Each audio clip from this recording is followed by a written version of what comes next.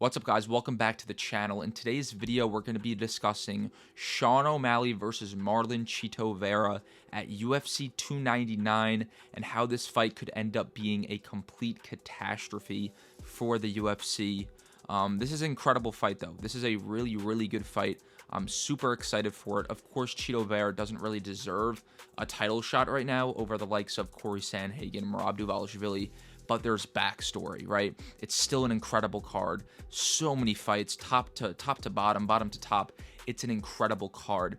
But I want to talk about how this main event could be bad for the UFC. So as we know, Sean O'Malley and Chito Vera fought originally a few years ago, their first fight, and this fight kind of reminds me of like a UFC 5 or like a 2K story mode or like career mode. It's very interesting. It's a really fun story this fight has, you know, the backstory of this fight. On one hand, we have Sean O'Malley.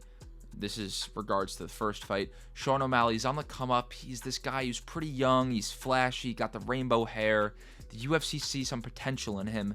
And then on the other hand, we have Marlon Chito Vera, who is this dog from Ecuador. Lots of power, immense cardio, has a crazy chin.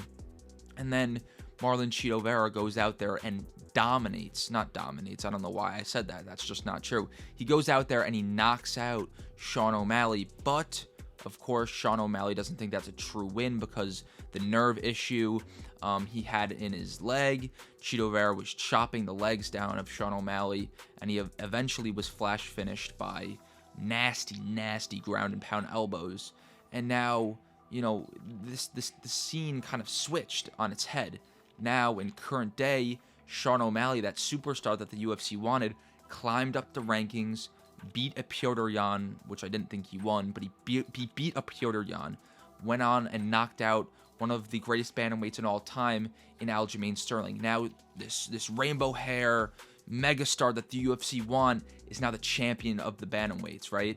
And then we have Chito Vera, the dog from Ecuador. He's coming up the rankings, and now he's finally going to get that rematch and fight for the title. It's almost like a career mode. Like, we're playing as Chito Vera. He was always that underdog who got it the hard way, and now he's finally going up and trying to prove the world who he really is. So it's a very interesting fight, but I want to talk about how this fight could be a catastrophe for the UFC, as I said. So, you know, let's first talk about how it could be a great thing, because it's still an incredible fight. What the UFC want is for Sean O'Malley to get a highlight reel knockout against Chito Vera, the man who has never been knocked down, the man who has never been finished in the UFC. Just imagine if Sean O'Malley goes out there and knocks him out.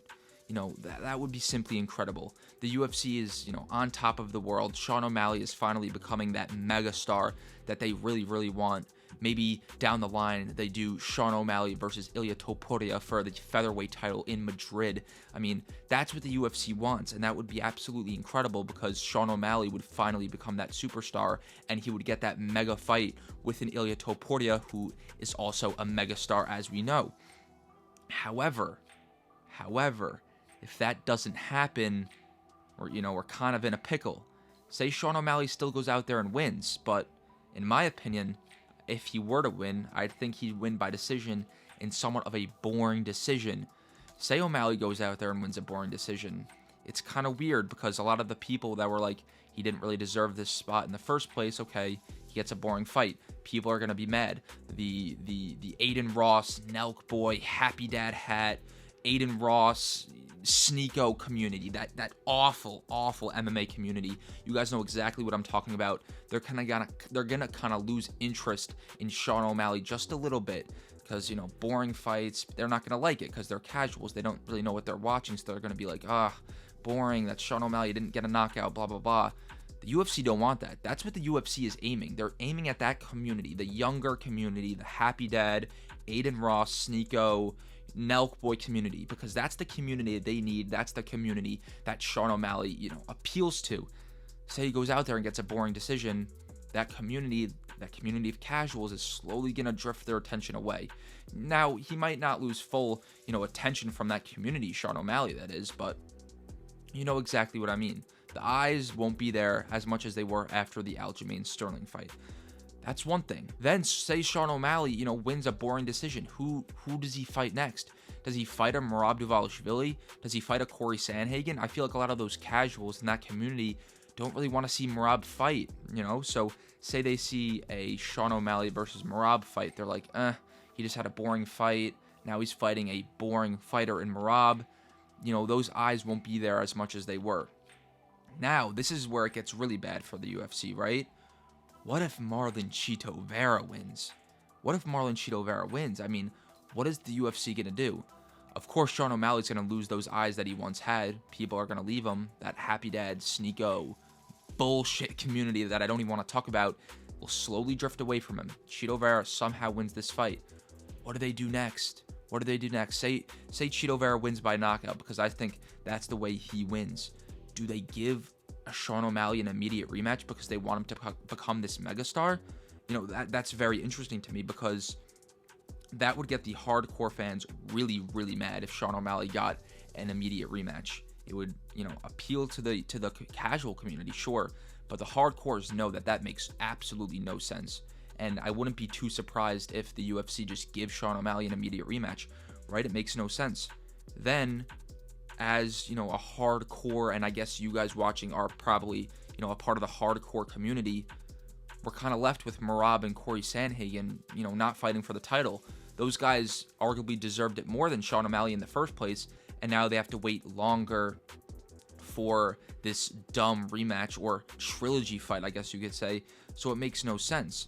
And then, you know, Sean O'Malley loses his star power completely. You know, going into that rematch, it'd be a big fight, clearly, but Chito Vera's got 2 wins over him. So it's very, very interesting. I feel like it could go bad for the UFC, man. Sean O'Malley needs to win by knockout for him to continue climbing up that star power leaderboard, I guess I could say. Because if he wins a boring decision, which I could very well see, you know, those eyes, that casual community is slowly going to drift away. The attention, the hype for his fights will slowly die down. Not as much, but, you know, it'd be hard for him to build his way back up. Because he would be fighting a Merab maybe, he'd be fighting a Corey Sandhagen next, and those guys aren't the biggest names, so it would be hard for him to climb back up into stardom that the UFC obviously wants.